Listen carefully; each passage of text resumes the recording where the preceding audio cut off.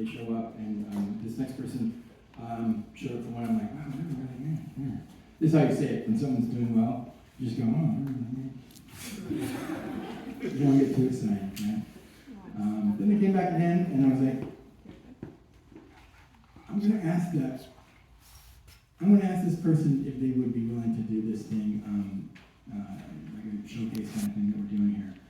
And I came up with this theme for maybe next year, and then after I showed the theme of maybe next year, I was like, they told their story.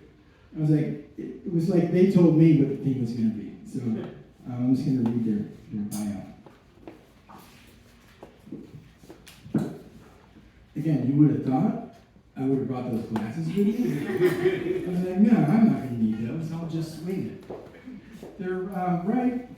Oh my God, what is wrong with you? You see a pair in there? There you go. Nice. Word of advice, get all your glasses at the dollar store, because you can lose them. Or just keep them on your face. Well, that's why I only spend $20 a day on glasses. Okay, it says here, Alisha Richard began living authentically as a woman in 2023. After writing for decades, her transition inspired a venture into poetry and spoken word. Spoken word performance as a means to share a journey. Her work strives to break down barriers and challenge stigma while showing others the joy of living one's true story. Ladies and gentlemen, Alisha Richard.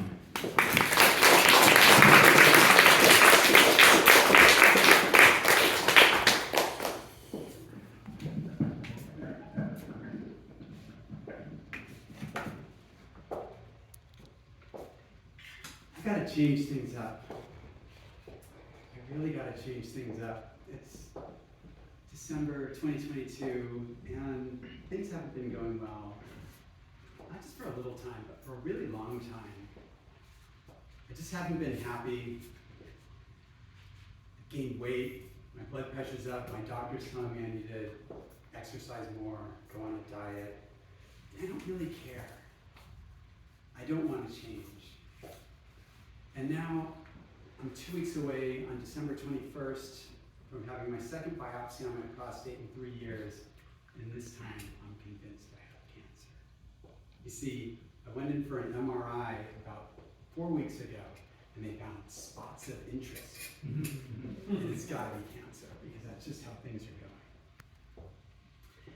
And as I'm thinking about going in for that biopsy again and worried about the diagnosis, I'm thinking to myself, maybe next year I can do something to find a little bit of happiness. Just a little bit. The biopsy was December 21st. I wasn't going to get the results until January 4th, and I still hadn't come up with anything that was going to hit that spot of moving towards a little bit of happiness. And serendipitously, the Target app pushes an ad on December 30th for ladies' underwear. Kind of piques my interest. Okay, I'll admit it. I've had a kink for lingerie and underwear for years.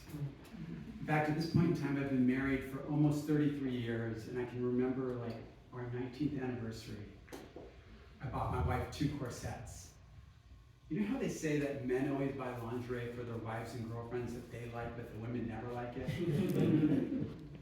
I think I actually liked it, and I wanted it for myself. I just never admitted that.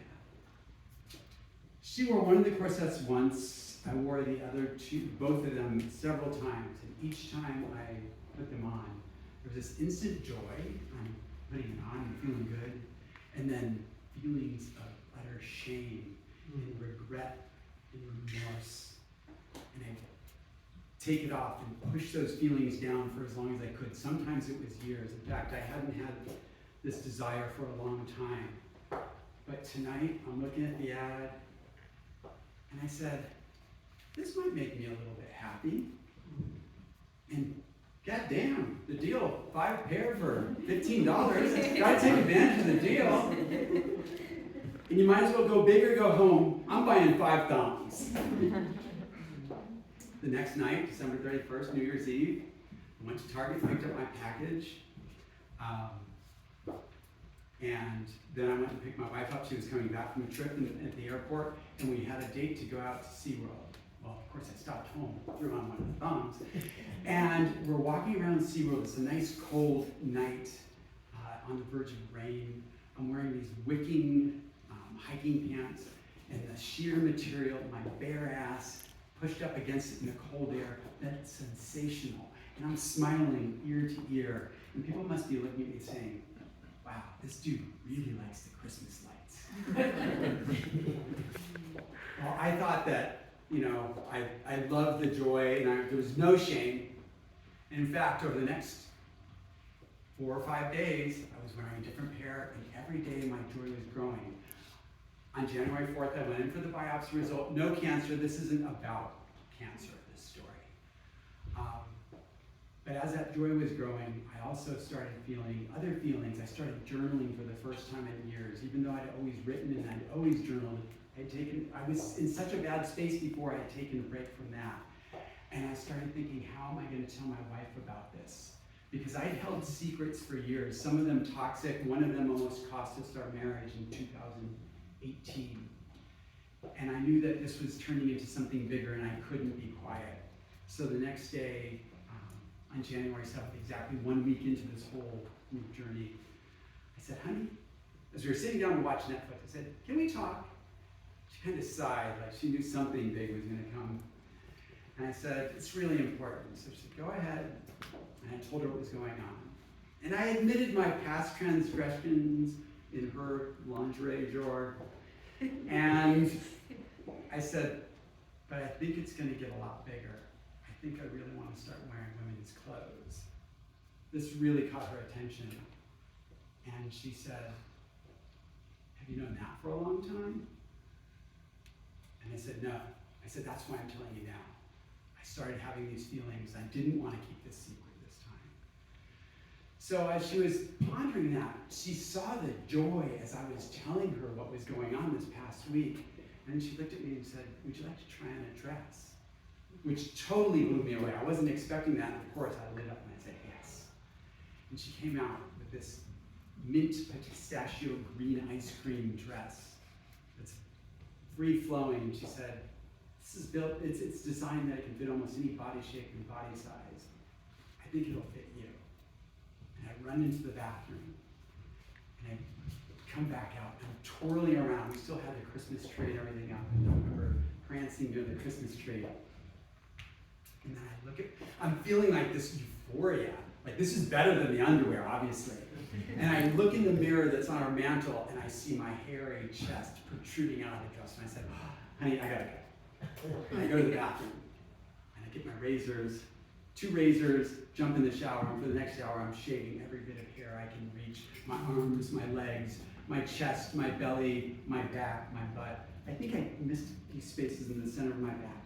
And then I get out of the shower, and I'm putting on lotion, and I look in the mirror. And one of the things, being out of shape for so many years, that was really the source of my greatest discontent were my man boobs, or as my boys call them, my moobs. Now I'm looking in the mirror as I'm putting lotion on, and I'm like, I have starting material. It's like a bra in these babies.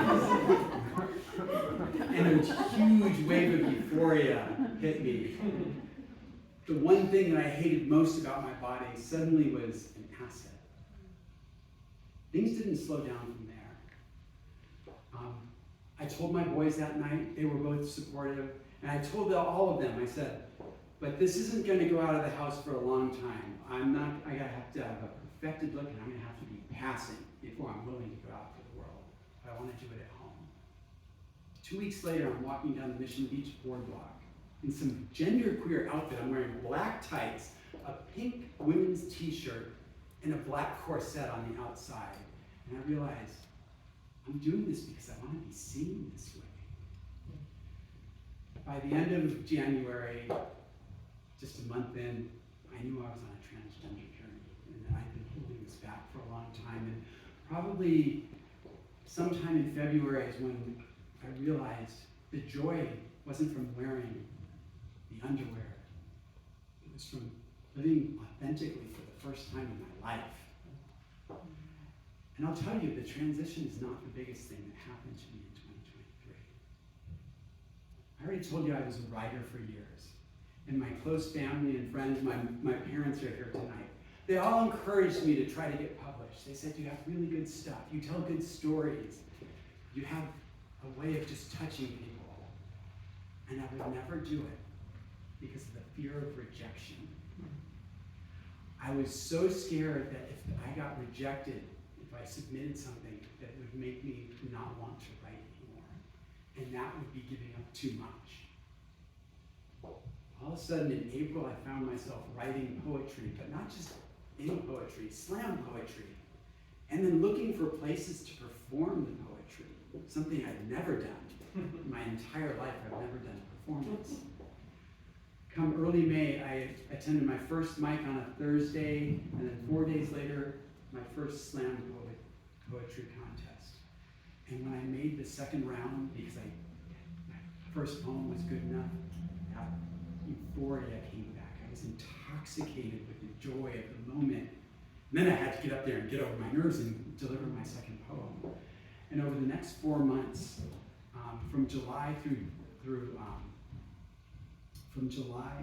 October, I participated in 5 slams, and I kept doing progressively better. And I realized I love being on stage. I love performing.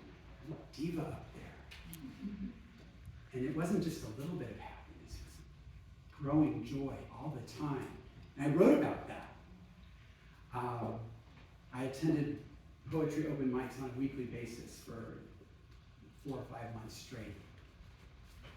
Fast forward to November of 2023, and I went to Hawaii as my first time on vacation as my authentic self.